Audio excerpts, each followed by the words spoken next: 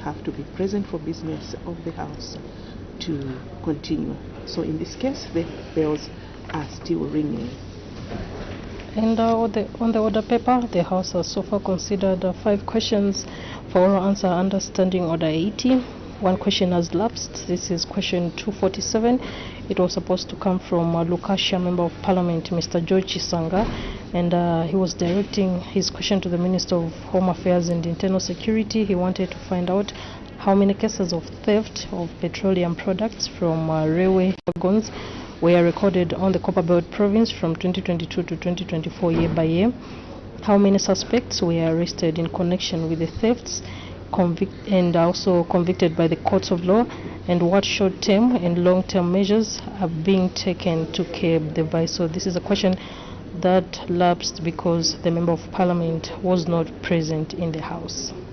Yes, earlier on there were some announcements by the Honorable Madam Speaker in which she recognized in the public gallery of teachers from Ministry of Education and administrators from Dundumwezi Parliamentary constituency in Kalomo district. Madam Speaker also recognized that the presence in the public gallery of pupils and teachers from Touch of Eden School in Lusaka district. Madam Speaker, on behalf of the National Assembly of Zambia, warmly welcomed the visitors to the National Assembly.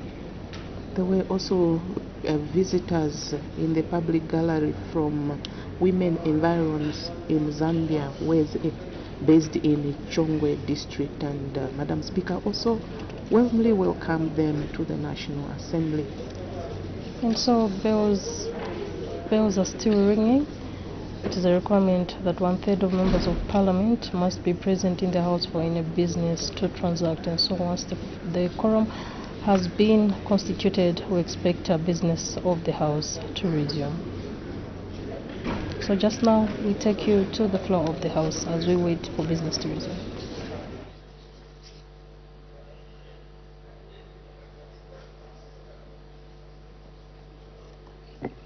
Order, honorable members. When business was suspended, the House was considering question number 252 on the order paper asked by the honorable member from Pika, and the honorable acting Minister of Energy had just finished responding to the supplementary question asked by the honorable member. We now move to the next item. Notes of motion, the honorable member for Chinsali. Honorable Madam Speaker, I beg to move that this House adopts the report of the Zambia delegation to the 56th Southern African Development Community Parliamentary Forum, SADIC PF Plenary Assembly hosted by the National Assembly of Zambia in Livingstone from 8th to 15th December 2024, laid on the table of the House on 3rd March 2025. Thank you. Is the motion seconded? Yes, Madam Speaker. Seconded by the honorable member for Chavuma. The question is that this House adopts the report of the Zambian delegation to the 56th Plenary Assembly of the Southern African Development Community Parliamentary Forum, SADIC PF, held in Livingstone, Zambia, from 8th to 15th December 2024 for the 4th session of the 13th National Assembly, laid on the table of the House on Monday, 3rd March 2025. Any debate? The honorable member for Chinsali.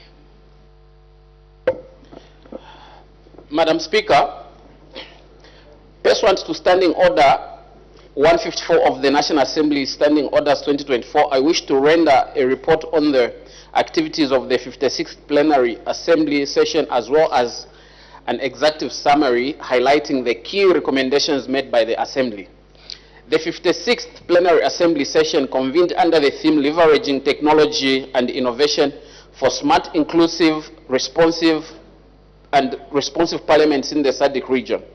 The theme was intended to strengthen the institutional capacity of national parliaments to adopt new technologies, including artificial intelligence, that can result in enhanced efficiency in parliamentary operations. This is because technology has the potential to eliminate inherent inefficiencies. Madam Speaker, the 56th Plenary Assembly was officially opened by His Excellency the President of the Republic of Zambia, Mr. Hakainde Hichilema, who was represented by the Republican Vice President Hahona Mrs.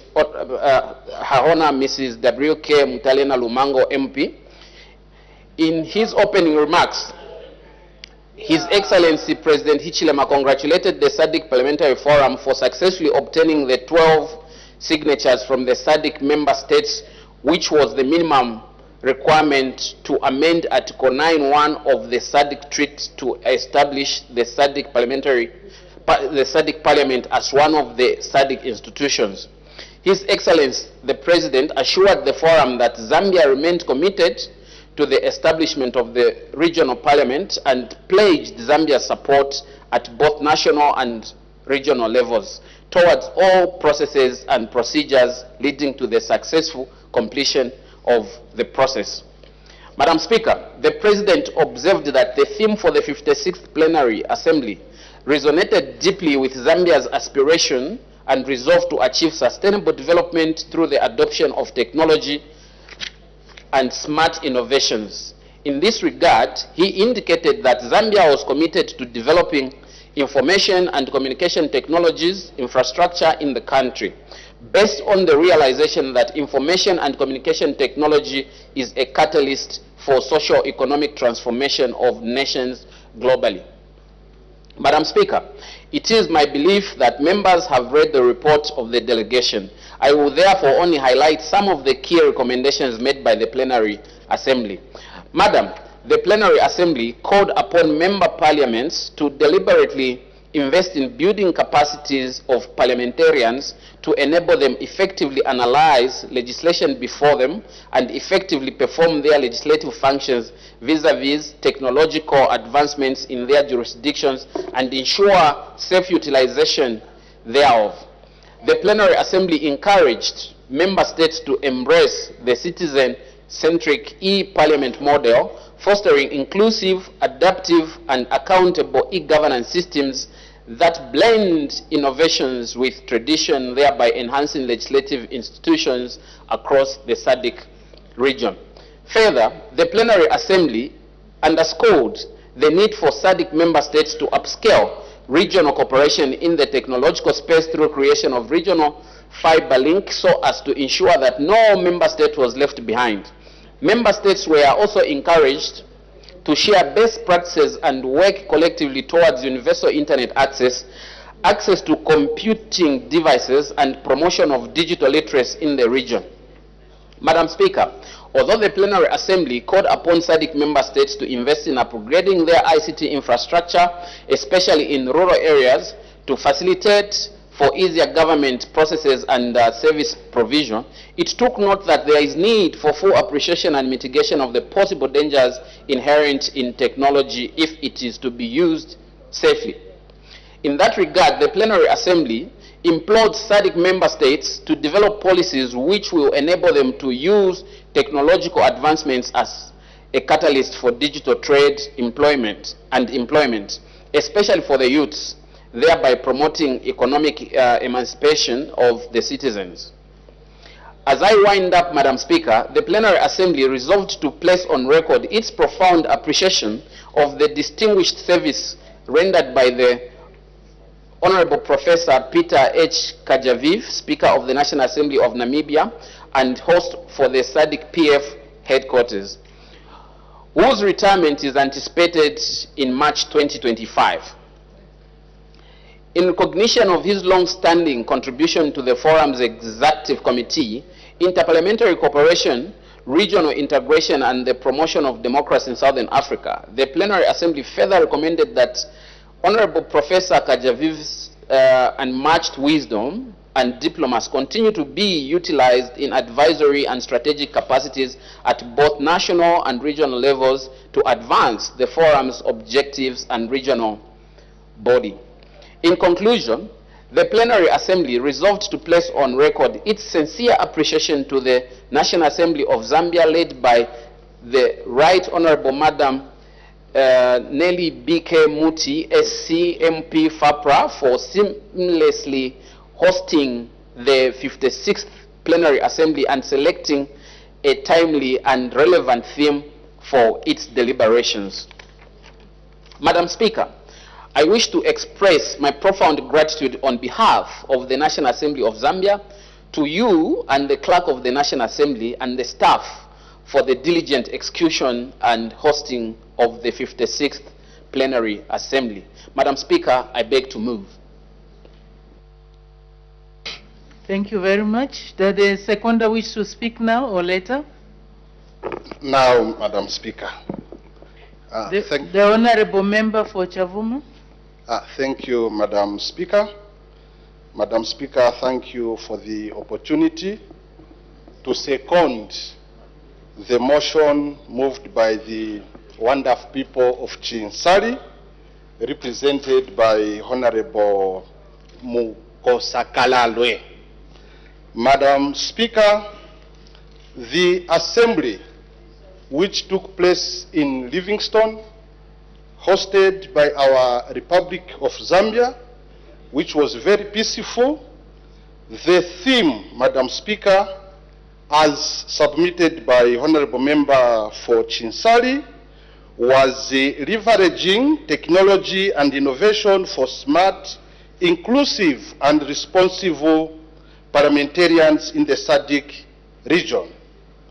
Madam Speaker, standing committees made various submissions. Standing Committee on Agriculture, represented by Madam Honorable Mazoka. The Standing Committee on Trade and Industry, represented by Honorable Mukosa at the SADC region. Standing Committee on Democracy and Human Rights, which I represent, Madam Speaker, had submitted a lot of issues at the conference. Madam Speaker, the conference encouraged members of parliament to use technologies in improving their welfare in SADC. Madam Speaker, I will not be doing a good service to the Parliament of Zambia if I don't mention that at the SADC conference, it was the submission from the Standing Committee on Democracy and Human Rights that parliaments in SADC Africa, they must always ensure that we cherish democracy by ensuring that political parties in SADC should ensure that they elect leaders using the democratic processes. Madam Speaker, the symposium was attended by all parliaments in SADC region, and the people of Zambia were very happy with the presentation from His Excellency through Her Honor the Vice President. Madam Speaker, allow me to take this opportunity to encourage all members of parliament in this assembly to debate freely, as the symposium aimed to promote technologies in SADC African countries. Madam Speaker, let me not waste time for our parliamentarians and leave them time so that they can contribute to this very important debate. Madam Speaker, I second. Thank you very much. Any further debate? The Honorable Member for Lunte.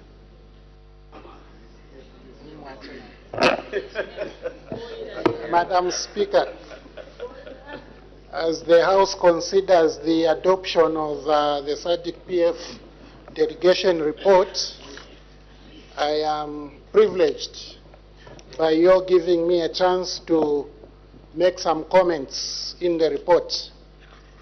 Madam, I would like to go to take you to page 9, where, if you go back to page 8, where under 7.0, symposium on the theme, 7.1, presentation by the Smart Zambia Institute, the delegation recognizes technology as an ally of democracy.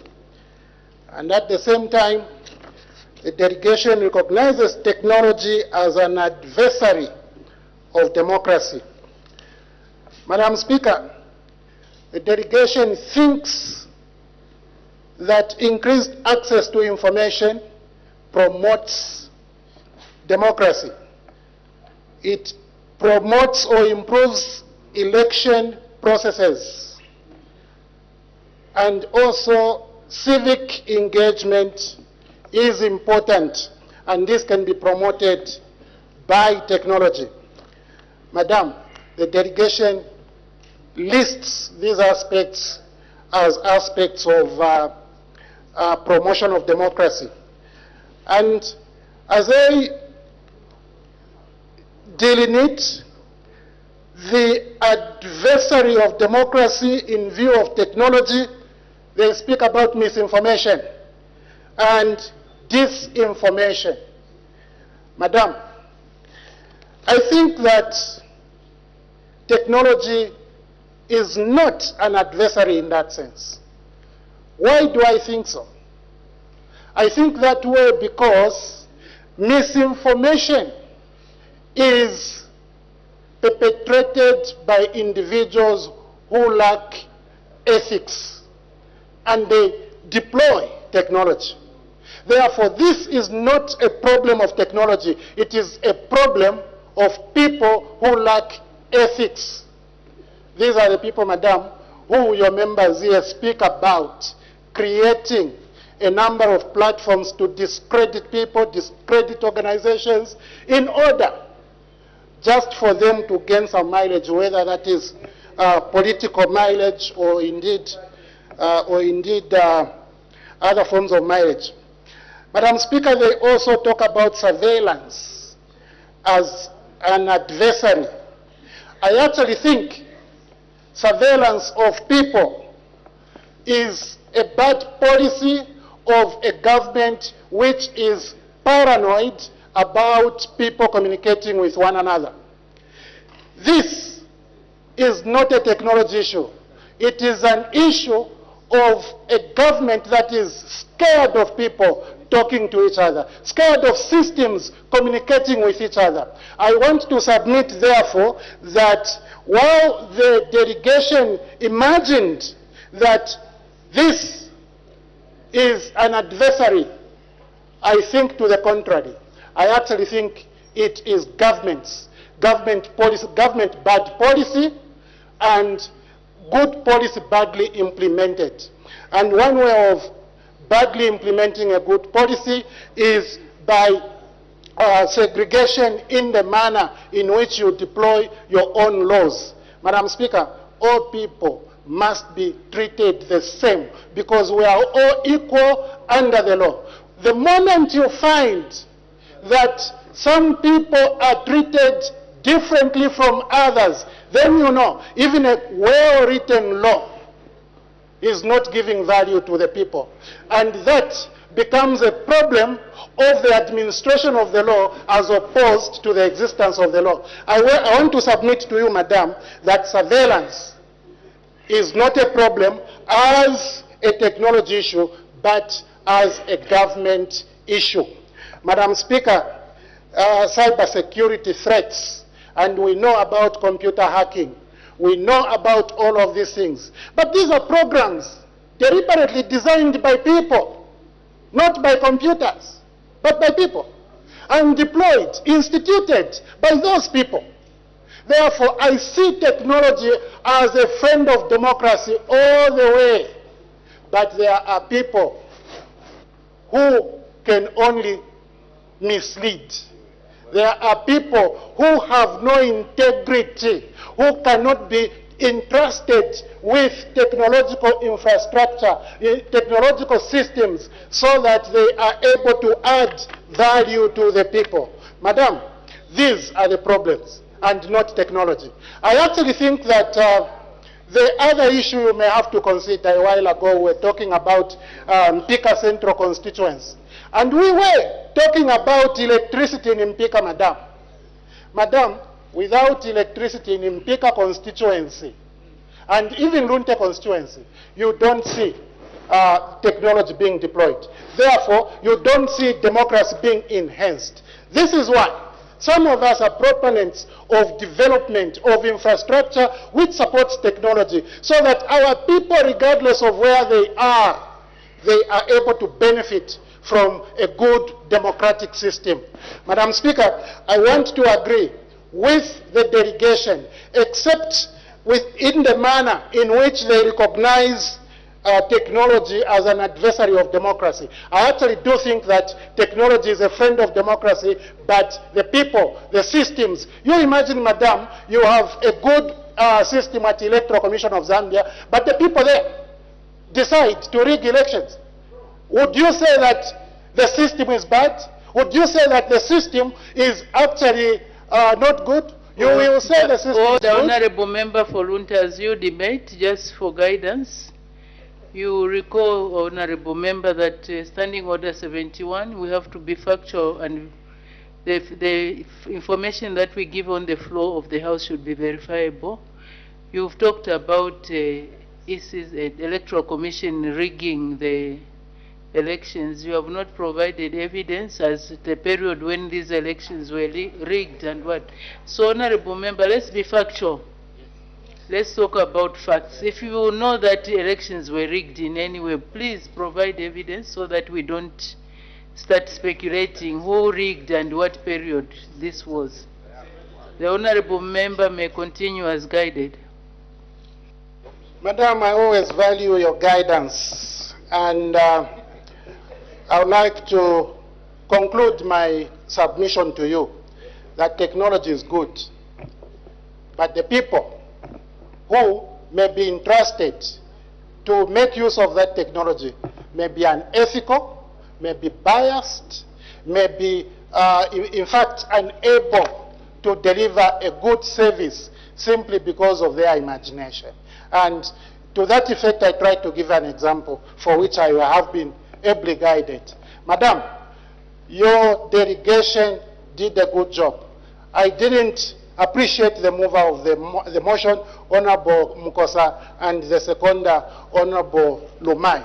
As I appreciate them, I wish to submit my discourse. Thank you, Madam. Thank you very much. The Honorable Member from Bavala.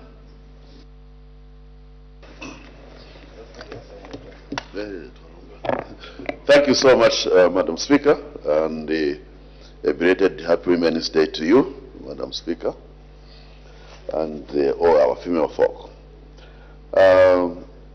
Madam Speaker, the people of Bavala wish to thank you for giving them an opportunity to offer a message of thanks and hope in support of the SADIC 56th plenary ordinary session that was held in Livingstone, which I partially attended by virtue of chairing the Sexual Reproductive Health and Rights Caucus here, which also had a major input into the deliberations in Livingstone. And Madam Speaker, I want to maybe focus a little bit on the issues of technological advancement, which is a very, very important area of development, because, Madam Speaker, there is no going back in society in as far as technology is concerned. And therefore, in line with the report, I want to support the call for capacity building of members and citizens in the area of technology. Our people need to get exposed in the area of technological development for them to be able to benefit and utilize these services in the area of digital technology, which requires massive exposure and skill development. No wonder actually part of our CDF skills actually involve these areas. We're also talking about the growth of artificial intelligence right now, Madam Speaker, that requires our people to get exposed and be able to benefit from this very, very important area of development, that is being utilized everywhere, including in our villages, because we talk about Google now. Everybody who is searching for something can easily go to Google and be able to find answers and at least understand a little bit of something in that direction. But I also want to edge on the issues which were raised by the Smart Zambia. These include, in my view, or in my addition, the need for us to have a technological hub for this country, so much that we can have a strong database which connects, of course, the region, but as a region, even in Zambia, we need to ensure that we have a technological hub that is able to track and consolidate the data of every citizen from the time of pregnancy, Madam Speaker, to the time of delivery, to the time of getting a national registration card in each one of the countries, to the time of that person getting, for example, bursaries, loans, and to the time of employment and repaying back, for example, of loans and the like. That kind of technological investment is the kind of hub we want Smart Zambia and many such agencies to help this country, so much that that data is consolidated and it becomes easy for one to use a single digit, for example, for your national registration, your passport, and travel, including making efficiencies in the area of travel, for example, in the region, where we're talking about a single passport, as opposed to having passports for each country. And NRC could be used in the SADIC region with that kind of technological advancement where all the data is shared and housed together. So the coordination and cooperation in the SADC region at parliamentary level, with the decision actually which was made to approve the SADC parliament, is actually very, very important, because it should lead to such kind of ease of travel, ease of doing business in the SADC region, for us to be able to simply move into Malawi, Angola, Botswana, South Africa and the like without really producing passports, but simply your card, because you all have the data around the region, and the card, once produced like our driving license, can simply show a Zambian, and with information they can actually process your passage without even asking you many, many security questions. So that's one of the technological advancements which we're talking about, which we are calling for from the SADC region. But I also want to talk on the flip side, where technology is indeed being abused by some of the citizens in the region, not only in Zambia, but in the region, where it is being abused in the context of scammers and hackers who are abusing our citizens. I think a few weeks ago when I was debating here, I was talking about a villager, many villagers that have actually asked me, I've received this message, it's asking me about me winning a car, it's asking me about money which has been sent to my phone, and all that kind of thing. These are technological advancements by the hackers. These are people who are very exposed and highly trained in the computer age, and they are taking advantage to abuse our people. Now, we must protect our people. So it is important to have very strong and stiff laws that are able to track these people, and that's where we call for ZICTA and many others to advance themselves a bit more, so that they are able to track these people more efficiently. I've reported over 30 numbers to that 7*77 or 70 something number to ZICTA, and I've never gotten a response as to what has happened after reporting these hackers. So we need to have efficiency in tracking the hackers, and also stiff punishment. And that also adds up to those who use technology to bully and insult others in social media and rate it, because they are using technology to reach out to millions at the shortest possible time. And so there should be stiff punishment for such people who use technology to advance wrong things that are morally and ethically bankrupt in a country where we are building ethics and morality and many other good values that we stand for, as espoused by His Excellency President Hakainde Hichilema when he spoke to us just a few weeks ago. With these remarks, Madam Speaker, the people of Mbabara submit and support the report as ably moved by Honorable Kosa and Honorable Lumai. I thank you.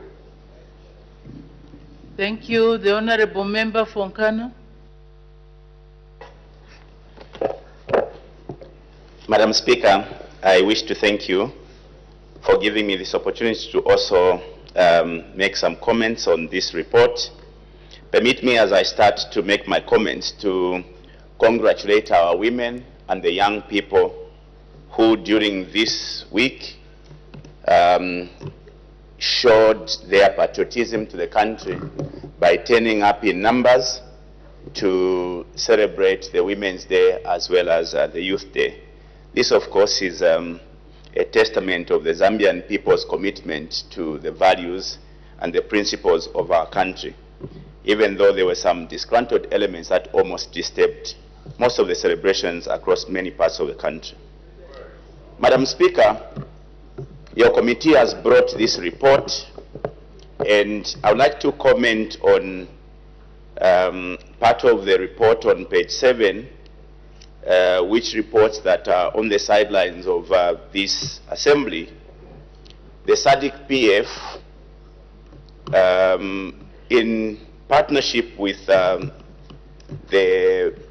Food and Agriculture Organization, did launch the Parliamentary Alliance on Agri-Food Systems, Food Security and Nutrition.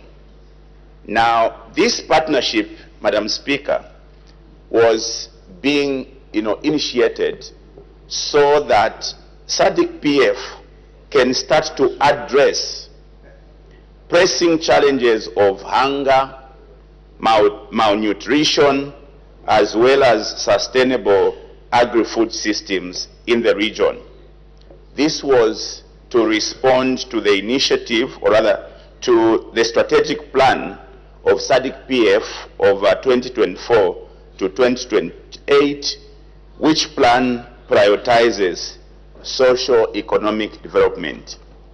Madam Speaker, I'm prompted to make comments on this matter because SADIC PF has identified, SADIC PF, Madam Speaker, has identified that there is a challenge in the region, that of hunger and malnutrition. And reading this report, Madam Speaker, it takes me home here in Zambia. This issue identified by SADIC PF does not spare Zambia. Many parts of the country here in Zambia, Madam Speaker, is experiencing acute shortages of food. Today I was reading reports or seeing reports on social media of different parts of the country where our citizens are queuing up. Large numbers of citizens are queuing up for what others may call a reasonably priced staple food called midi meal that is being supplied by ZNS. Now, when you talk about the reasonably priced, we are talking about, a bag of midi meal costing over 250. Ordinary, Madam Speaker, our staple food, you wish to know, Zambia's food is, number one is, midi meal. And so in most chain stores, because when you talk about this ZNS, it's not available in most places. So still our people have got to fall back on what is being sold in most of the shops. And today, one has to buy a bag of midi meal at 418 thereabouts. And it is beyond the reach of many Zambians, Madam Speaker, who are hardly surviving. Now, this conversation, Madam Speaker, comes at a time when we as a country are performing very badly. We are being ranked as the 60th poorest, or rather, hungriest country. Malnourished, in fact, Madam Speaker, in the world. The rankings are there. I think the reports are there, Madam Speaker. Order. Let me guide. Order. Order. Honorable member is aware of what the requirements of our standing orders. If you have evidence that Zambia is ranked 6th malnutrition country in the world, please lay it on the table. We shouldn't speculate and follow what is being reported without substantiating. You need to be factual and also verifiable. The information should be verifiable. So unless if honorable member has the information or the evidence to lay on the table, please I would advise that you don't take that route. Madam Speaker, you may forgive me. You may forgive me. I thought that the Minister of Finance last time was actually acknowledging that we are ranked 6th poorest. Order, honorable member, I have guided. Okay, Madam Speaker. Order, please do not engage me. I've guided you. You may proceed. Madam Speaker, very well guided. This conversation, Madam Speaker, is coming at a very sad time when our people are going or struggling to find our staple food called mealie meal. Now we do note, Madam Speaker, that other countries within the region are actually rising above this challenge. Not long ago, Madam Speaker. Oh, the honorable member for Lunte, when you were debating, nobody interrupted you. Can you allow the honorable member from Nkana to debate in peace? And your neighbors there, why don't you allow him for his debate to flow than to keep on interrupting him? Or are you schooling him in a way? So please allow the honorable member from Nkana to debate. May the honorable member from Nkana continue. You can even lose your thoughts. Madam Speaker, this very interesting, but on the other side, very sad conversation reminds us that we have to wake up as a country. Because elsewhere, if you go to Tanzania, a country that used to depend on Zambia, they are now rising above this challenge. Today, we've got to go and beg our friends in Tanzania to sell us the food, which at some point we even had to sell them. Madam Speaker, we are having this conversation at a point where even the second, the world's second poorest country, Burundi, has to offer support to us by way of donation of beans. Order, honorable member, please let's avoid debating other countries. We don't want to be found in arm's way with other countries. We need to respect them, their sovereignty. Well guided, Madam Speaker. Madam Speaker. I'm still guiding, honorable member. So please let's avoid bringing other countries in our debates, because that has got repercussions on our relationship with those countries, and even our standing orders are very clear. So as we debate, let's keep away from such line of debate. May the honorable member for Nkana continue. Madam Speaker, thank you for your guidance. Now, I was trying to highlight that our friends have done very well. We as a country over the years, Madam Speaker, in terms of food security, have performed very well.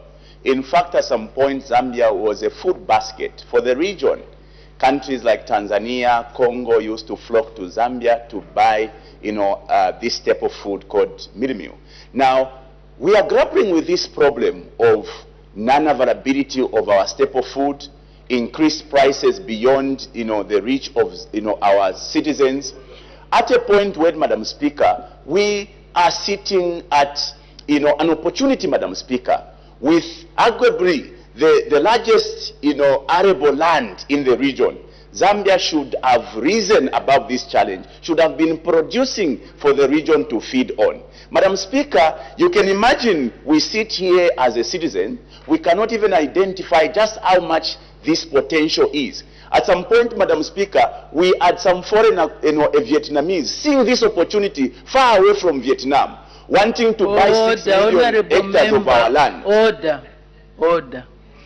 I've guided that please keep away from mentioning other countries. Just debate.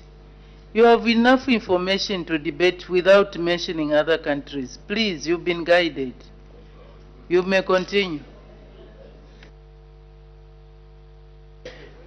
Madam Speaker, thank you for your guidance, even though it's very difficult to debate, because the rules of debate is that you can infer all these things to, flow with what the subject matter of the debate is. Madam Speaker, food insecurity is, a challenge that many countries are grappling with, particularly in the southern, African region. And that is why I think in the wisdom of those that, crafted the idea of partnering with the World Food, organization, so the need for us as a region to strengthen collaboration amongst these member countries to build our capacity to manage, these challenges vis-a-vis the hunger situation, malnutrition, and all these things. For me, what I would like to put or press on record is that I think that Zambia should go back to the drawing board, so that, because it doesn't make sense today, Madam Speaker, that in the midst of so much plenty, land, water resources, people can continue to give excuse of drought as a reason why our people should be queuing up for meal, as a reason why our people should be failing to afford having 3 meals in a day. So I think that this report comes at a very important time when we as the Zambian people must awaken up to the reality that we have gone to slumber. There's no reason whatsoever as to why our country should not give our people an opportunity to have 3 meals in a day. Yet, we are blessed with land, we are blessed with water resources. I think that we need to realign our agriculture policies, Madam Speaker, so that we can produce enough food for our people. Madam Speaker, I want to thank you. Thank you. Yeah. I don't know, the Honorable Minister wants to speak now or later? Later, to respond. I can say something now. Maybe we can allow the Honorable members to debate and then you can respond. The Honorable Member from Pika. Thank you so much, Madam Speaker, for giving me this opportunity to add the voice of the people of Mpika to this very important subject. And let me thank you, Madam Speaker, for hosting this very important event. Madam Speaker, it is gratifying to note that we still have patriotic public officers in the SADIC region, such as the SADIC PF Speaker. And in his remarks on page 5, Madam Speaker, he did indicate the importance of parliamentary excellence to consolidate democracy in the region. Madam Speaker, this is a lot of political hygiene being talked about by someone who is very patriotic. What I mean, Madam Speaker, is that democracy, by definition, is a system of governance in which power is vested in the people, either directly or indirectly. Madam Speaker, democracy is participatory. And as such, when you have such a speaker overseeing the affairs of parliamentary work in the SADC region, it is gratifying. And the same speaker must play a very important role in ensuring that heads of government in the region adhere to the principles of democracy. Even when it comes to constitutional amendments, the heads of governments must consult their people. Order. Honorable Member from Pika, order. Let me give guidance. Order. Honorable Member from Pika, please let's stick to the report. The issue that you are trying to bring is not even before this House. You don't even know the content. Why don't you reserve your comments at the appropriate time? Then you can debate properly in context than making assumptions, because that is not allowed on the floor of this House. Be factual, please. You may continue. Madam Speaker, I did not actually narrow my debate to the case in our country. I'm trying to generalize it at the regional level. Just for this speaker, Madam Speaker, to be an advisor to the heads of governments in the region, so that the participation of the citizens in the region in the governance affairs of their respective countries is respected, Madam Speaker. And I was trying to emphasize the case, an example of how they should allow their citizens to participate even in constitutional amendments, as they are the anchors of individual countries. Madam Speaker, on the same page 5, the Speaker talks about the importance of sustainable development, reiterating the forum's commitment to supporting national agendas to achieve these goals, particularly using the Africa Agenda 2063. Among them is good governance, respect for human rights, rule of law, and based on inclusive growth. Madam Speaker, this is very important. We cannot achieve Africa Agenda 2063 when in our country today, Madam Speaker, our youths have no jobs. High unemployment rate, Madam Speaker, is what is facing our youths, and that is forcing them to resort to alcohol and drug abuse. On top of that, Madam Speaker, our country has been ranked by the World Bank on the 6th position of the poorest countries in the world.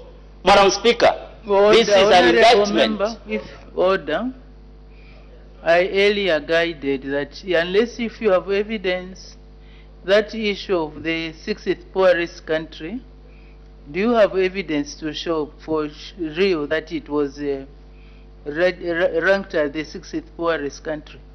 And on the issue of unemployment, the youth, that because drug abuse and alcohol is what is causing, because of lack of employment, is it also not true that there are people who are employed but they are engaging themselves in drug abuse and alcohol abuse? Unless if you have evidence, Honorable Member, to show that it's only the people that are unemployed who are abusing substance. So let's be factual. Google is there. Let's do research before we take the floor, so that when we are debating, we are using statistics. Statistics will never lie. May the Honorable Member continue as guided. Thank you, Madam Speaker. Madam Speaker, the statistics of the youth unemployment, the Central Statistical Office put them at 12%, and even research will show that unemployment has really contributed to the high abuse of alcohol and drug. I was saying, Madam Speaker, this is an indictment on the national leadership, because every leadership in government must confront these issues that affect the citizens. Madam Speaker, you cannot attain sustainable development as envisaged by the Africa Agenda 2063, when at the same time the Amnesty International, Madam Speaker, is reporting glaring tax evasion by mining companies. In 2023, the report by the Amnesty International indicated that there was 4.5 billion US dollars tax evasion, corporate tax evasion in our country, Madam Speaker. How would we attain sustainable growth under the Africa Agenda 2063 when a huge chunk of the resources, of our resources, are being looted in that manner? Madam Speaker, the SADIC PF Speaker has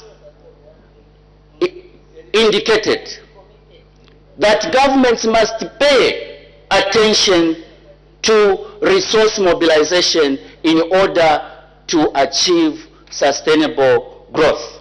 Madam Speaker,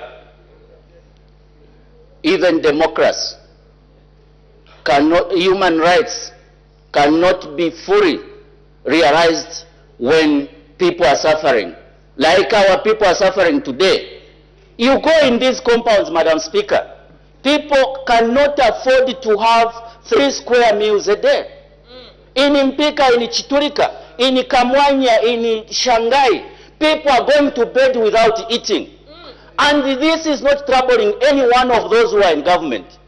They would rather amend the constitution than attend to the problems that our people are going through. Order.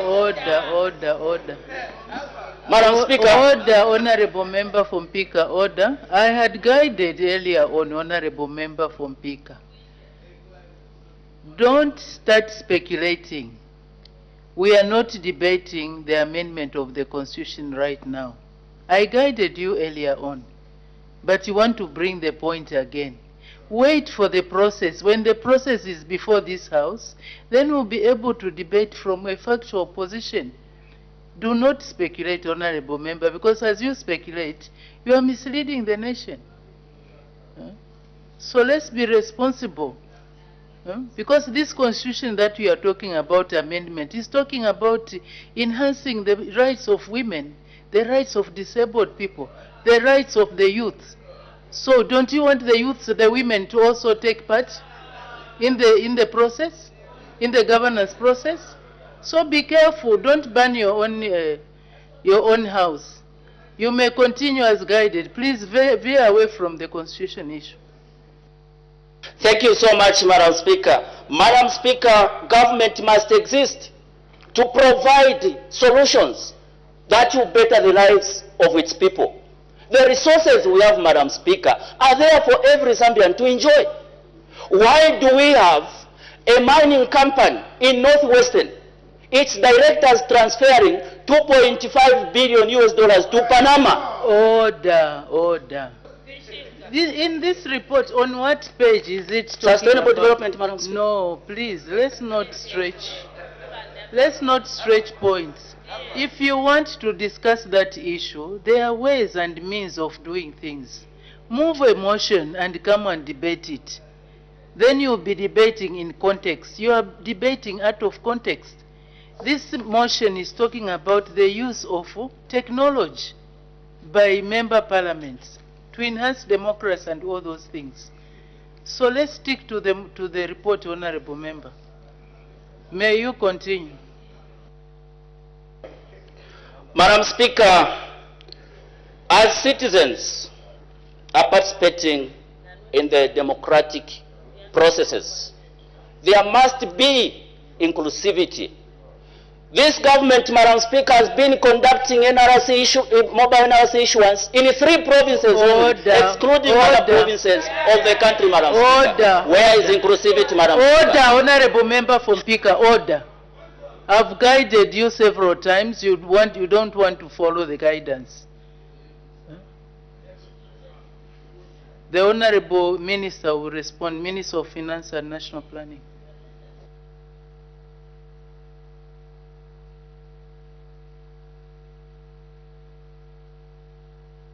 Thank you very much, Madam Speaker. And I welcome this report from the SADIC Parliamentary Forum, an institution where I was a member for 10 years. Honorable Member from Pika, please may you go back to your seat? No, take your seat so that you listen to the response by the Honorable Minister.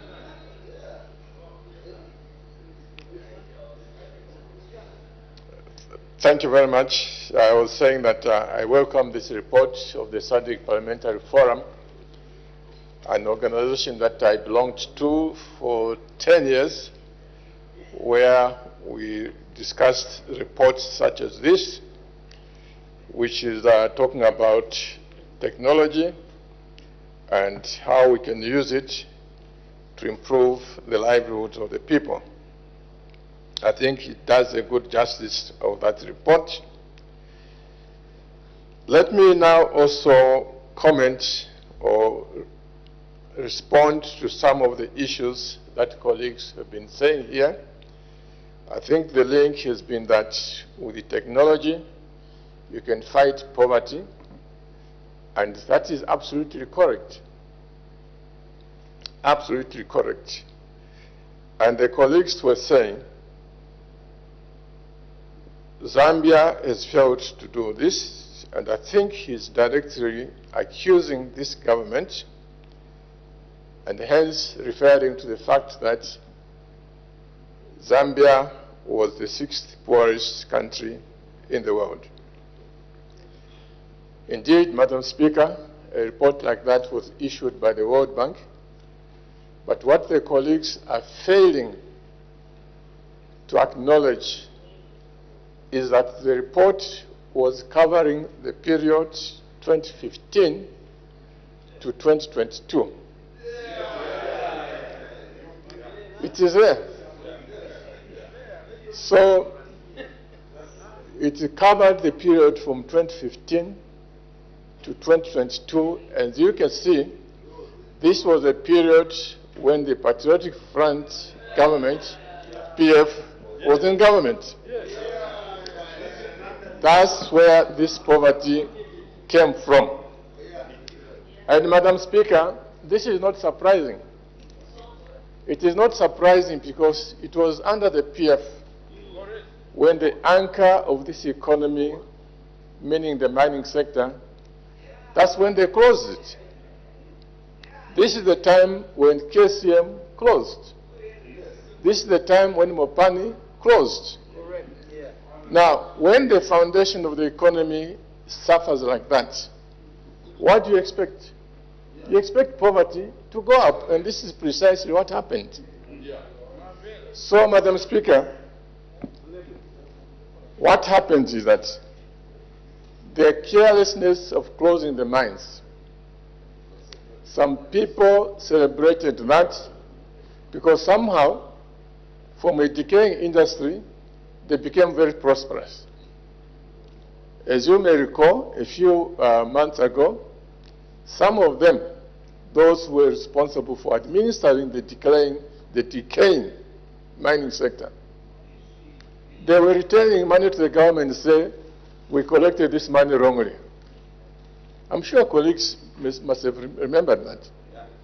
People who are administering a decaying industry, a dying industry, suddenly they became millionaires over and over in US dollar terms. So people are confusing the fact that when they were in power and getting all these privileges and becoming very rich, they're confusing that to mean that that is a good thing.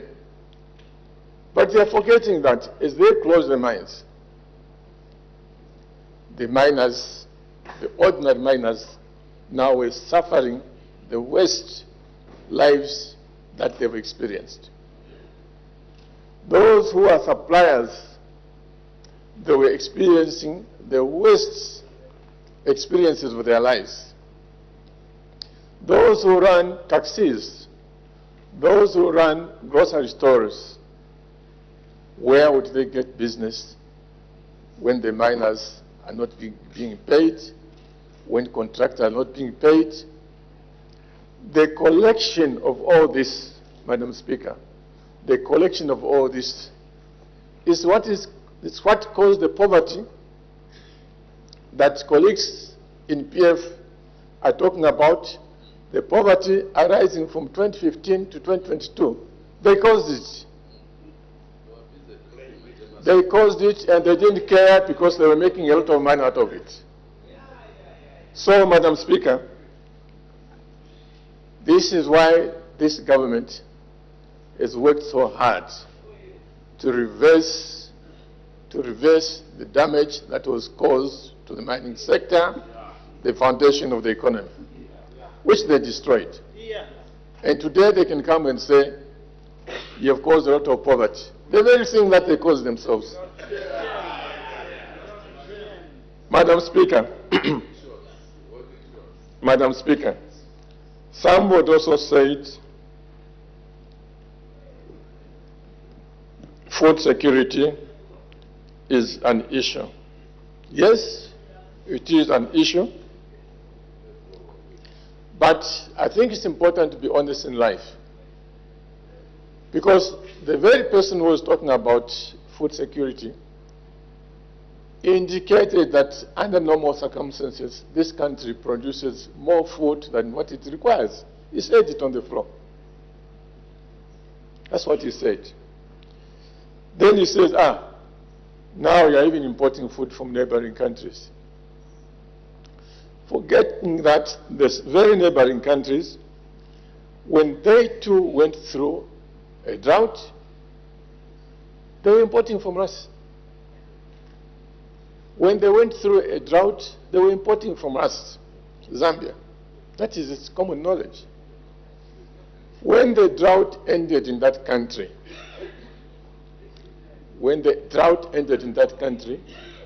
they too started producing sufficient food, isn't it? They started producing sufficient food. So in the same way that that country started producing enough food after the drought, Zambia too, after the drought of last year, this year is going to produce enough food.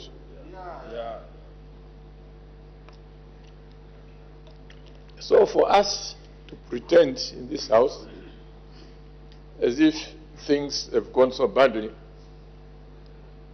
because of a drought, a natural phenomenon that happened last year, and conclude that because food production last year was inadequate, therefore in 2025 it will be inadequate, 2026 will be inadequate, 2027 will be inadequate, that is failing to reason properly. Because as we can see, 2025, with the normal rain season, we are going to produce more than enough food. The prices are going to come down. Madam Speaker,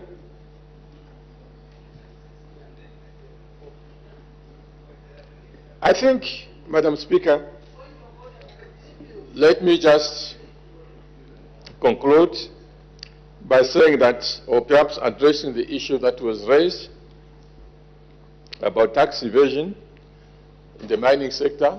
As far as I know, the biggest source of tax revenue in this country is the mining sector.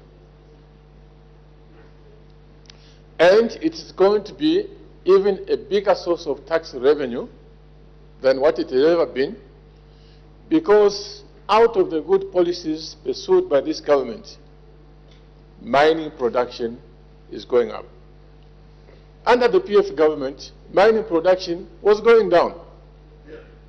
They were closing the mines. So how do you expect that when you had 10 years, how did you expect that you are going to collect more taxes from the sector, but at the same time you are closing that sector? Who was going to pay the taxes? And today you can say, we are not collecting tax revenues. Yes, we may not be collecting the best tax revenues because the history is that you were closing the mines. Now that we are reopening the mines, last year, 820. This year, 2025, we'll be getting close to 1 million tons. Next year, 1.3 million tons. The other year, 1.6 million. This is how you collect more taxes, because mining output is increasing. Madam Speaker, I thought I should correct the wrong and malicious impressions that our colleagues on the other side were presenting. I thank you. Thank you very much. The Honorable Member for Chinsari, winding up debate. Thank you, Madam Speaker. Madam Speaker, I would like to give an appreciation to the seconder of the motion, Honorable Victor Lumai, the MP for Chavuma. Allow me also, Madam Speaker, to express my gratitude to the other members who have debated this motion. These members include the Honorable Member for Lunte, Honorable Mtotwe Kafwaya, the Honorable Member for Mbabala, Honorable Joseph Musanje, the Honorable Member of Parliament for Nkana, Honorable Binwa Mpundu, and the Honorable Member of Parliament from Mpika, Honorable Francis Robert Kapyanga. I will not forget to appreciate the Honorable Minister of Finance, who has also debated this important motion, who has also made an assurance that the prices will go down, Madam Speaker. I thank you.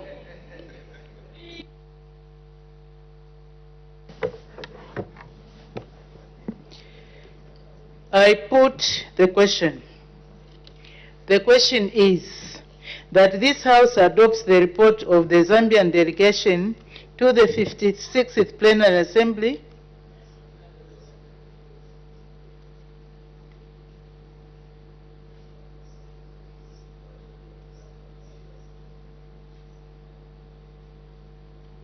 We are making a decision. I see some members have indicated.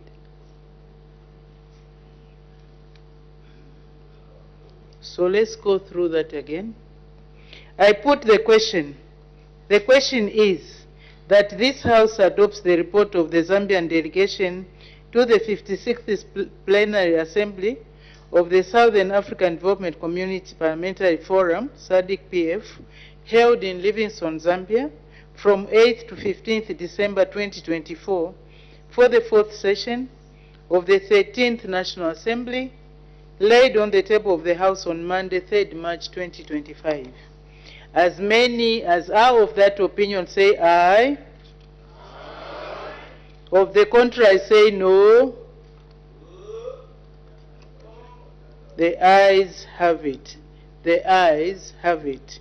The question is resolved in the affirmative. The clerk will now read the orders of the day, the order of the day. Thanks. The President's address, motion of 4th March, resumption of debate. When the House adjourned on Friday, 7th March 2025, the House was considering the motion moved by the Honorable Member for Kanchiria that the thanks of this Assembly be recorded for the exposition of public policy contained in the President's address. Any further debate? The Honorable Member for Kasama. Thank you, Madam Speaker. Madam Speaker, I'll begin my debate by stating that a patriotic nation is one where citizens actively work towards progress, where we protect one another, and where we take pride in our own industries, talents, and potential. If we embrace patriotism in our policies and daily lives, we can tackle issues effectively and build a stronger Zambia. Madam Speaker, one of the fundamental values is patriotism. And as citizens of this nation, we need to be patriotic when addressing social ills. Madam Speaker, in this vein, patriotism is needed in combating cybercrime and online bullying, which means that protecting fellow Zambians from harm in the digital space. Madam Speaker, a patriotic citizen does not scam their fellow Zambian or engage in harmful online behavior. Instead, let us use technology to uplift our communities and our country. We are ambassadors of Zambia. Madam Speaker, cybersecurity laws need to be strengthened so that we may enforce the misuse of the cyberspace.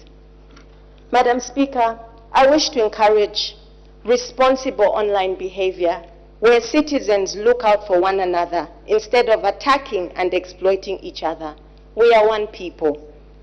Madam Speaker, when it comes to fighting substance abuse, there is need for us to be patriotic. Many young people, both male and female, are falling victim to alcohol and drug abuse, leading to addiction, crime, and wasted potential. Madam Speaker, at the same time, the rising number of HIV infections among the young is deeply concerning. We cannot sit back while our future leaders and workforce are being lost to addiction and disease. Madam Speaker, I wish to urge the government to strengthen regulation on alcohol and drugs.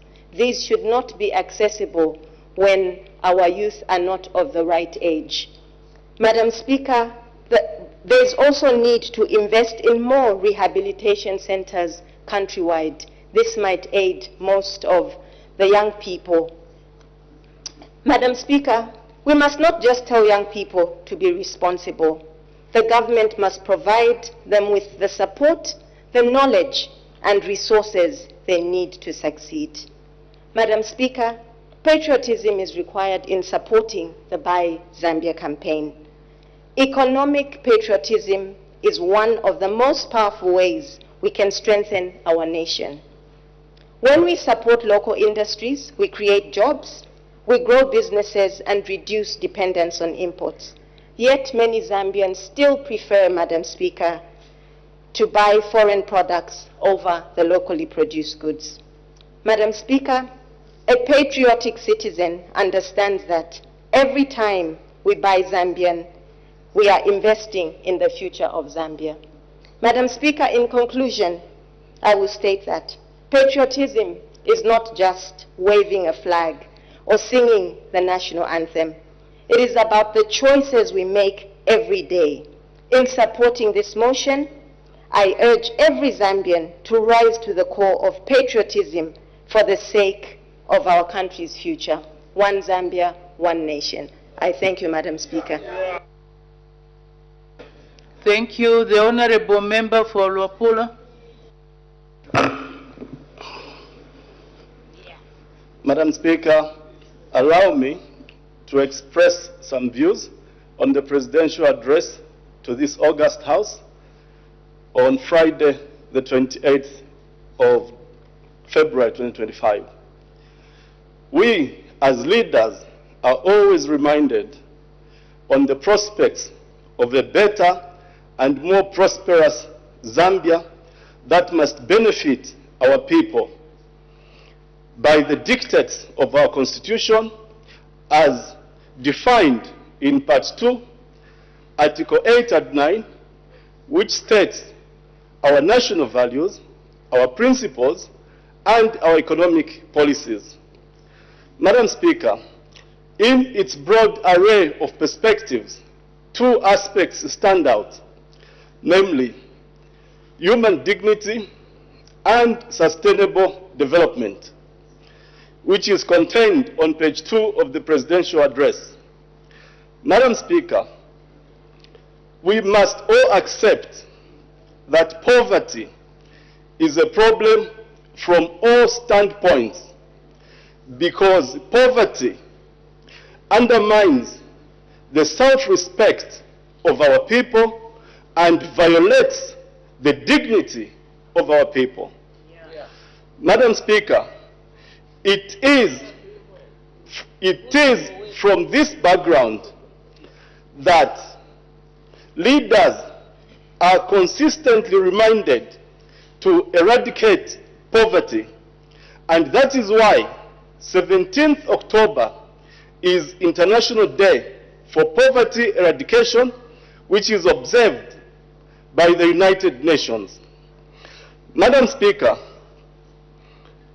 sometimes when a mistake is made, that mistake is not a problem. The problem, the big mistake, is lack of remorse.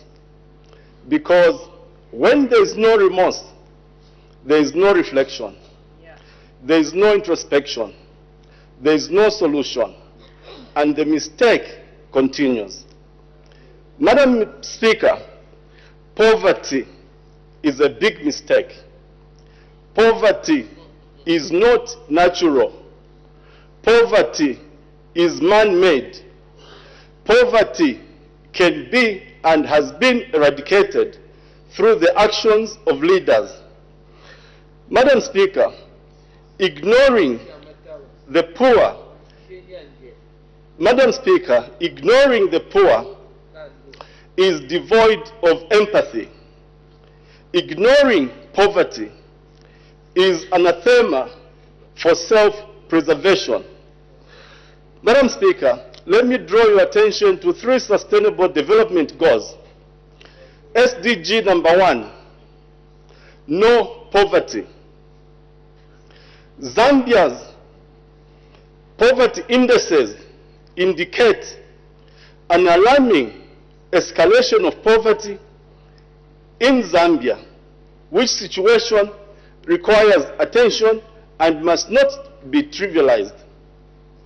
In accordance with data from 2020 to 2023, captured in World Bank reports, JCTR reports, ZAMStats, including living conditions and monitoring survey reports, they all depict a deterioration level of poverty in our country.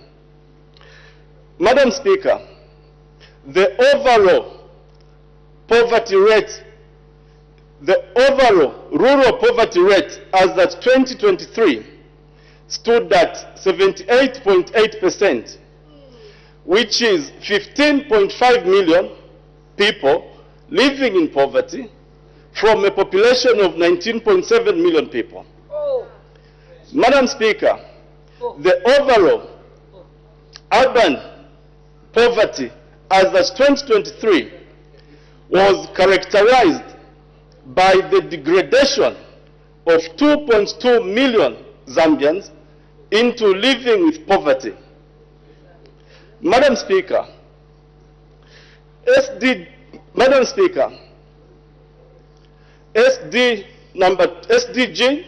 number 2, zero hunger. Madam Speaker, have we made as a country, has Zambia made any progress in Zambia's food sovereignty? The answer is no. Has Zambia built on the food security left in 2021? The answer is another no. Madam Speaker, during the COVID-19 global crisis, which devastated global economies, Zambia's poverty levels were lower than now. This unfolding poverty calamity requires attention. Madam Speaker, to best interpret SDG number 1, which is no poverty, and SDG number 2, zero hunger, it's best interpreted in conjunction with SDG number 9, which is industrialization, innovation, and infrastructure. Madam Speaker, has Zambia industrialized? The answer is rather absurd and ghastly. As a nation, as long as we continue shying away from the optimization of collection of our revenue from the mining resources, the hunger, the poverty, the high cost of living will continue escalating. Madam Speaker, the progress which was made in Zambia's food sovereignty, Zambia's food security, has been eroded in the last 4 years because of chaotic agro policies and planning coupled with poor implementation. Madam Speaker, out of 10 presidential addresses, we are left with 2. One in September this year, the opening of the last session of the 13th National Assembly. One next year in March. Madam Speaker, when a mistake is made, the mistake may not be the problem. Order, your time is up, Honorable Member. The Honorable Member for Msanzana. Thank you, Madam Speaker, for giving the good people of Msanzara to debate on the speech of His Excellency, the President of the Republic of Zambia. let me agree with the President by congratulating those 3 MPs who came in through a by-election, which was done through our democracy that we chose as a country. Madam Speaker, I want to thank also the President by when he said Zambians were tested during the last year's drought. To me, I really want to agree with the President that Zambians truly were tested, because if it was in other jurisdictions, people were going to riot. People were going to rise against the government. People were going to rise against their leaders. But Zambians, because of their values, truly they kept themselves and they followed to the latter, to what the government was providing for them to survive through that drought that we all saw. I also want to, through you, Madam Speaker, to urge the President, as I've heard today during the oral answer question, that the ministry wants to do away with the cash for work, social cash, emergency cash for work, and other social activities. I would like to ask, on behalf of our people, that if it is possible and within the means of the government, let this program continue, because our people, yes, they have cultivated and we expect a harvest, but this harvest cannot sustain all the farmers. So I urge the government, through you, Madam Speaker, that if at all it is possible within the funds available, we can continue with this cash for work and other social support. Sorry, Honorable Member, just for guidance, maybe I didn't get it clear, but what I heard the Minister was saying in his answer was that, what was being discontinued was the emergency cash transfer. Yes. Yes, and so not the other. I didn't hear him mention. Okay. So the other one will actually be increased. So it's only the emergency one, which was for 1 year. That's what the record shows. Thank you, Madam Speaker, for that guide.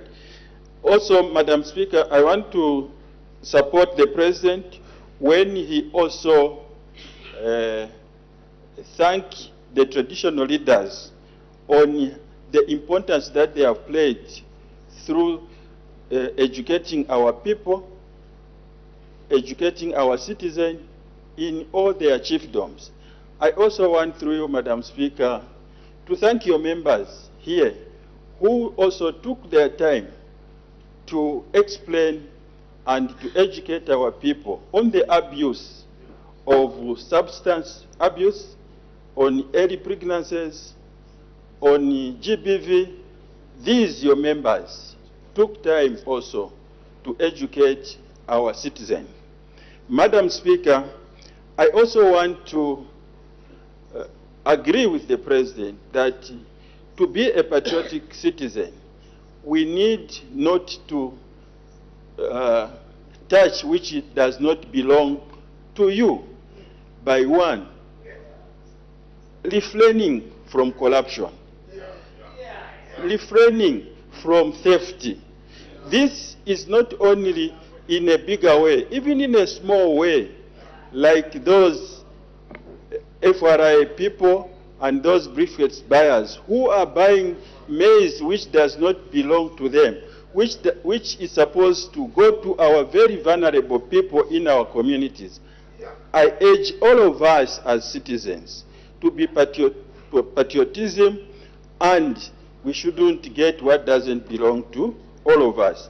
Madam Speaker, lastly, in my conclusion, I would like also to agree with the President when he urged this House that you, as members of Parliament, your constituencies are vast. Some of these constituencies, you don't even reach to your electorate just to interact. I can cite an example, Madam Speaker. During this youth and women's celebration, some of us with vast constituencies, it was even difficult to organize a one center where we can celebrate these things. We had to share, and we had to do it through word by word, because the constituencies are just too vast.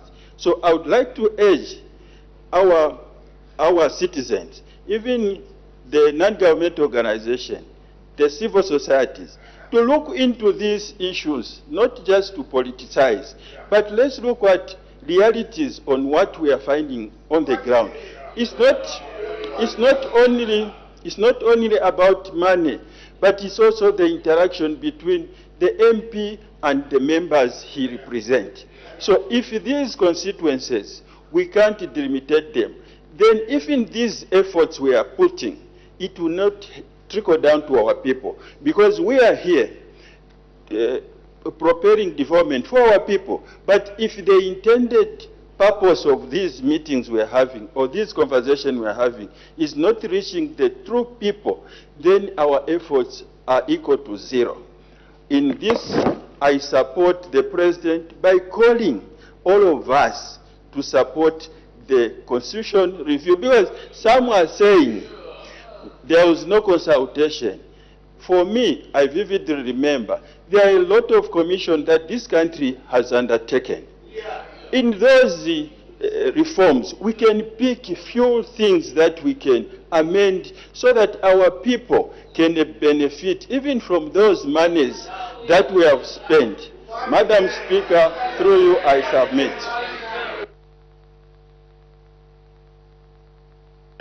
Thank you. The Honorable Member for Chiengi. Thank you, Madam Speaker. Madam Speaker, I'm glad that the people of Chiengi can voice out on the progress that this nation has made on our national values and principles. Madam Speaker, I must say that the preamble of our Constitution talks about us being a Christian nation. And everything that we do, including when we come to pray here, when we come to work here, we talk about God. Madam Speaker, first thing first, I would like to say I got so concerned when I listened to the speech of the President, when he didn't mention anything which is number one, which we can marry to our national values and principles, that's Christianity or our religion. So I kept on asking, maybe at the end of it I'll hear something, but there was nothing in the speech. Madam Speaker, what I know is that he's the head of state. So whatever he says, that's what the government is saying. That's what we are. Now, if in this speech, I know that people write speeches for presidents. If in the speech this is not included, Madam Speaker, as a nation, we are really worried, really, really worried. Because it's the first thing, this religion of Christianity or whether Islam is the one that talks about the values and the principles and the discipline of everything that we talk about in our nation, alcohol abuse, substance abuse. It also involves the religions of which are in this nation. And I was really disappointed, Madam Speaker, because there was nothing mentioned. In other words, in this governance, Christianity or Islam is sidelined, whichever religion. So I would like to urge the drafters of this presidential speech that they should always consider that whatever is done in this nation is all about our Christianity and Zambia as a Christian nation. Having said that, Madam Speaker, I would like also to talk about discrimination. I would like to talk about discrimination and patriotism. Madam Speaker, I'll talk about patriotism, which I feel, looking at what the President said, taking care of our national assets and other things. Madam Speaker, I'm here just to express or to remind our president that when he talks about patriotism, it's also very important that there's this house here we call National Parliament, through your office, to consult us on things that matters most. Like, for example, Madam Speaker, there's an issue of the new currency, Madam Speaker. And the president was talking about national statues. Now look at the new currency. When we look at our currencies, the first thing that meets our eyes is the Statue of Freedom, to show that even our national anthem goes with that. It's about the freedom of this nation. That reminds us of what our forefathers fought for. Madam Speaker, when we talk about patriotism, it's something that we have to inculcate in our children. So when a child looks at the kwacha that has been the new kwacha, when you look at it, what is it that is going to minister or to preach to the new generation or the generation to come? If you look at all the kwachas that we've had, there's something that you can tell the child the meaning of it. Now we have the birds, we have the animals. What about something that would take us to our history? Because our country, in order for us to be patriotic, we need to relate with our history. I'll give an example of the country where I lived for 20 years, that's South Africa. Madam Speaker, even in schools, even the child who is now in creche is learning the history of that country. How apartheid was and where they are today.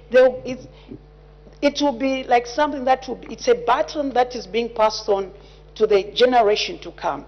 So when we talk about patriotism and to give a report to the nation, the progress we've made, these are the things we should talk about. Madam Speaker, I've been privileged by God's grace to visit a lot of countries. I'll talk about Tanzania.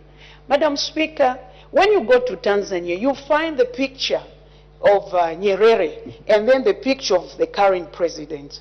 That also is being patriotic, valuing our history or the history of the nation.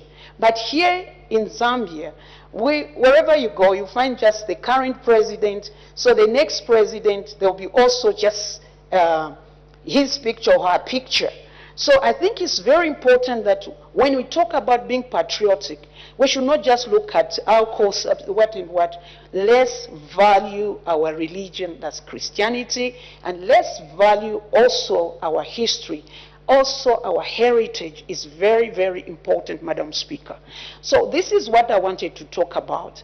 There are so many things. I spoke about discrimination. Madam Speaker, there's so much going on when we talk about discrimination.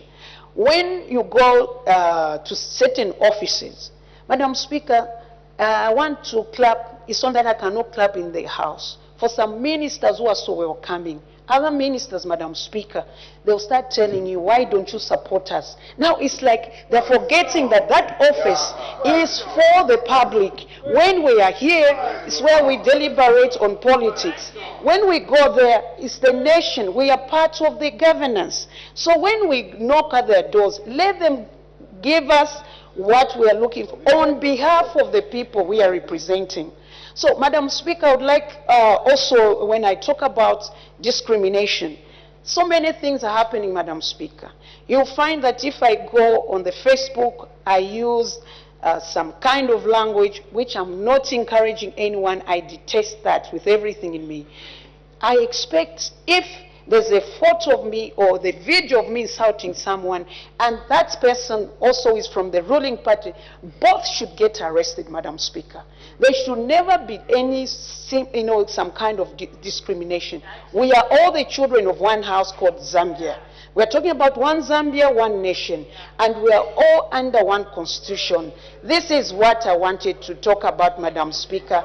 Thank you so much for allowing me to talk.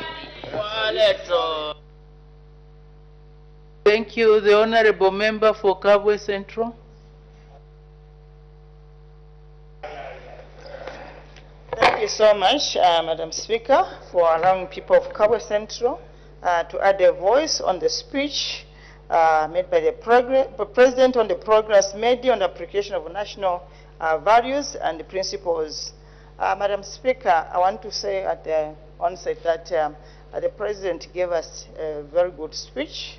And indeed, before I proceed, allow me to give you two quotes, which says, the ultimate test of morality is not how we treat our friends, but how we treat our enemies.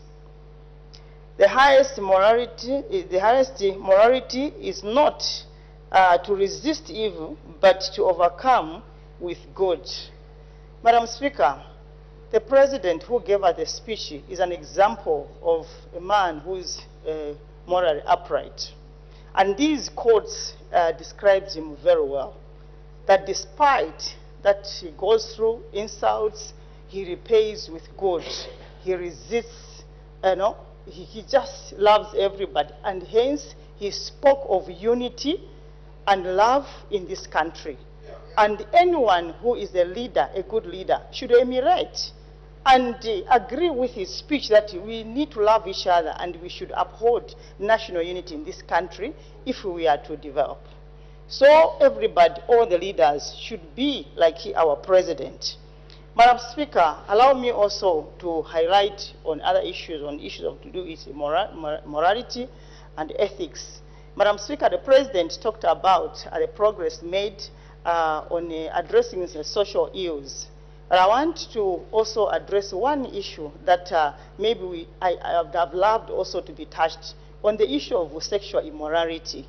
Madam Speaker, I am a mother, and just this week, just before Youth Day, I almost shed tears. I was in the constituents at night. I was just organizing something. Madam Speaker, what I saw at night, our young people, it is really sad. In the Central Province, I think just last month, we were told of more than 300,000 youths are infected with STIs. And now, when I looked at what was happening, where were these young girls and boys roaming, especially girls coming from vehicles of people, mature people? So it is really sad that as a country, I think we need to address this issue and this issue urgently. And this is the future that is being destroyed. Our future mothers, our future fathers are being destroyed. So we need to make sure that we put emphasis on this issue. Because if our young children are just roaming about in the streets, what would a subsequent of that roaming around the street is laziness. Because they will think that is the best way of getting resources, money. They won't learn to do hard work. And that is what it calls for when the President talked about also how it's not one individual thing to build the economy, but it's for everybody. But all the people, we are not the only ones that can develop the economy. It is these young people, because they are the majority. That's the workforce that we have. But if they are just roaming in the streets, they don't have time even to be creative, innovative, then we cannot develop, and the future is being destroyed. So I thought I should emphasize on this issue that we really need to address the issue of sexual immorality, especially in our young children. It is really worrying and very worrisome.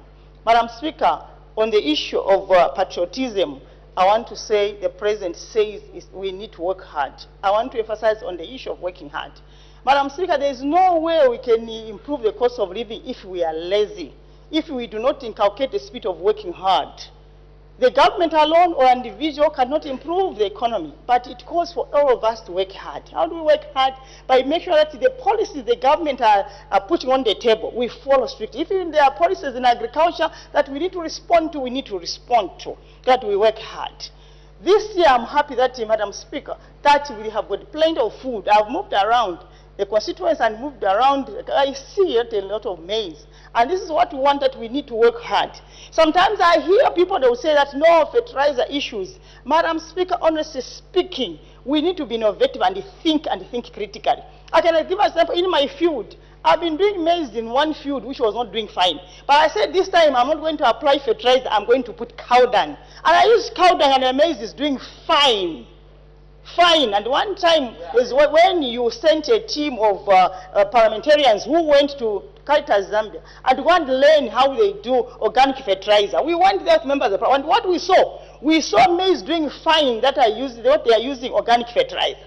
By this time, we are just talking about chemical fertilizer, hence some people, even when they have a crow, they are at home seated folding their hands that we have got nothing because we don't have fertilizer. When they have a natural fertilizer, which is good, that can give them very good yield. So we really need to make sure that we start rethinking and the information that we give to our people. Sometimes it's us leaders who give wrong information to people, who do not give encouraging words, positive words to our people. We just want to make sure that we feed them with wrong information for only political gain, which is not right.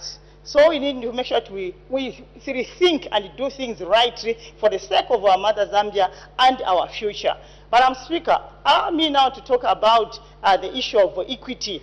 The President talked about delimitation.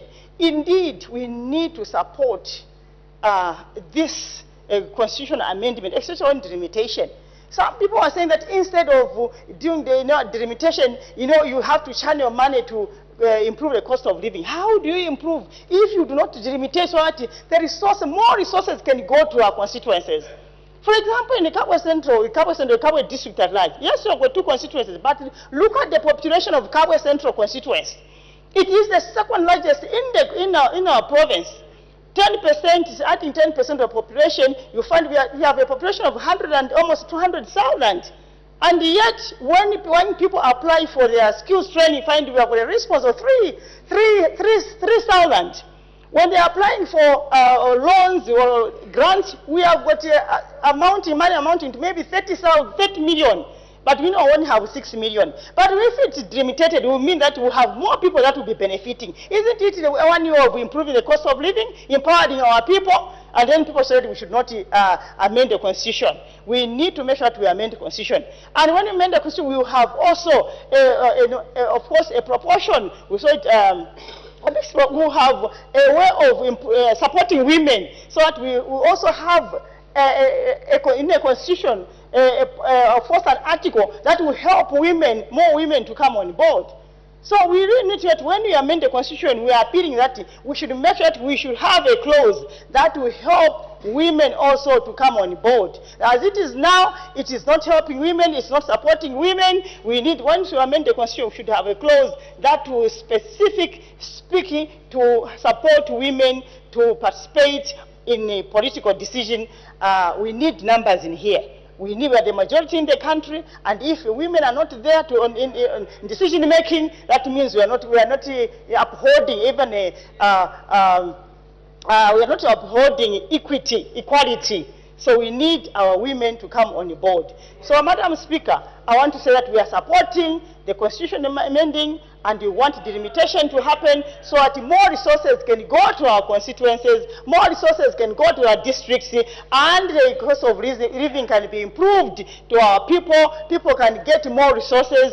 So this is what we want, Madam Speaker. With these few words, allow me to say, people of Kabwe Central constituency, they support the speech of the President, and they 100% rally behind the programs that the government has put across, especially the constitutional amending process. Thank you so much.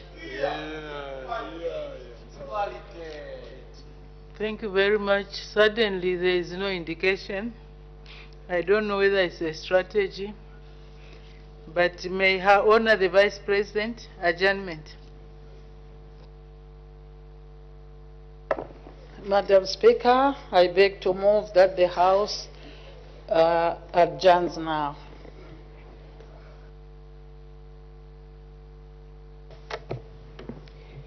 The question is that the House do now adjourn. Any debate? Any objection? The question is agreed to. The House?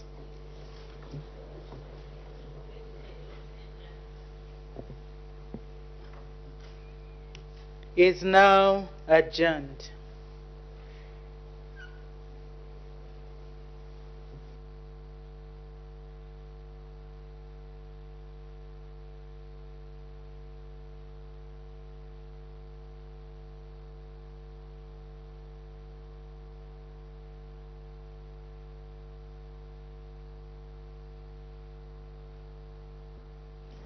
We thank you so much for staying with us on the Parliament Television Business of the House for today.